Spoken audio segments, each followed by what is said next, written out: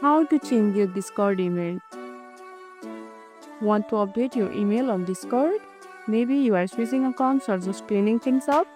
No worries, I will show you exactly how to change your email on Discord in just a few steps. Let's go.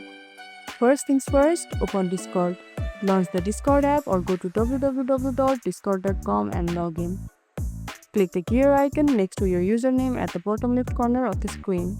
That's your user settings. Under the user settings, you will land on My Account tab automatically. Now, click the edit button next to your current email address. Type your new email address then enter your current Discord password to confirm the change. Hit done. Check your inbox for a verification email from Discord. Click the link inside and boom, your email is now updated. Bonus tip: make sure you are using an active email you have access to. It's how you will recover your account if you ever get locked out. And that's it. Your Discord email is now updated and secure. If you found this tutorial helpful, don't forget to like this video, subscribe and tap the bell icon so you never miss an update. See you in the next one.